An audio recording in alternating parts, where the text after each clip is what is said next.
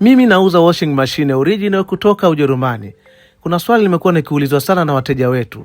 Eti kati ya mashine automatic na manyo ipi ni nzuri, ipi ni bora?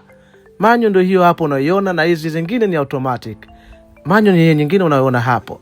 Zote kati ya manyo na automatic machine zote zina faida yake na hasara zake. Lakini leo subiri nikuletee faida na hasara. Mimi ni mtaalamu, nimekaa darasani kuhusu washing machine. Automatic versus manual washing machine. Ipi ni bora, mlango wa mbele na mlango wa juu? Kwanza unatakiwa ujue kuna aina mbili za washing machine. Kuna automatic washing machine na manual washing machine. Lakini kuna automatic imeganyika aina mbili. Kuna top loader na side loader. Manual ndio hiyo hapo unaiona kama unavyoona. Hapo hiyo manual, hiyo ya mbele ni automatic washing machine. Manual tofauti yake kubwa kama unavyoona kwamba kwenye features cha kwanza. Automatic washing machine ina feature nyingi sana. Unachagua hapo, unaona ina one touch rapid, unaweza ukafua kwa haraka, unaona ina keys nyingi, feature nyingi, ina sehemu ya specials, anti stain kuondoa madoa, anti allergy kuondoa allergy, ina white, ina duvet, ina nguo za una mix nguo, ina cotton. Kwa hiyo automatic washing machine inakuwa na feature nyingi sana, unachagua kutokana na mwenyewe unavyohitaji, tofauti na manual. Manual haina features. Unaona ina knob tu hizo, unazungusha tu inaanza kufua, haina features. Na manual mara nyingi inakuwa na sehemu mbili, twin tab.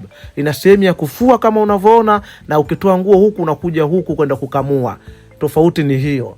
Wakati automatic ukiweka nguo inafuliwa hapo hapo, inakamuliwa hapo hapo. Unaweza ukaweka nguo ukaondoka, ukaenda kazini, ukaenda Morogoro, ikafua ikamaliza yenyewe na ikakufahamisha. Na ziko pia automatic machine ambayo ni smart, inakuonyesha kwenye simu yako na inakwambia nguo tayari. Lakini manyo unaweka huku, baada hapo unatoa. Manyo haina feature nyingi. Ina knob hizo, unazungusha hizo. Yani analog. Ina sehemu ya kuosha, kudrain maji ya umwage, na kuna sehemu ya kukamua spin. Hiyo ni manual washing machine.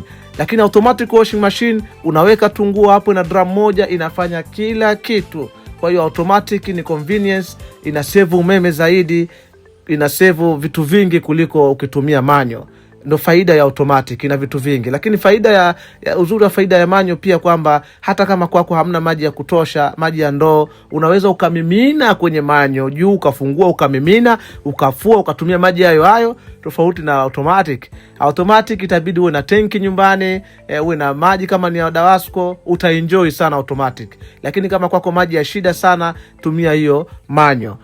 Lakini pia faida nyingine ya manyo, unaona ni plastiki, kwa hiyo inakuwa haipati kutu hata kidogo. Kwa hiyo kila moja iko na faida yake na hasara zake. Naona manyo nyingine hiyo. Kwa inategemea na wewe uko wapi. Ila kwa German watu wengi, 95% wakazi wa German wanatumia automatic washing machine.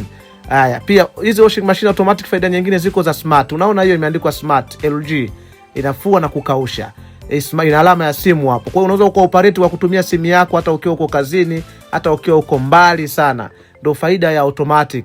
Na automatic inakuwa ni bei kuliko manual, kwa sababu automatic ina feature nyingi na inafua kwa ubora zaidi kuliko manual. Lakini kote kuna faida na hasara.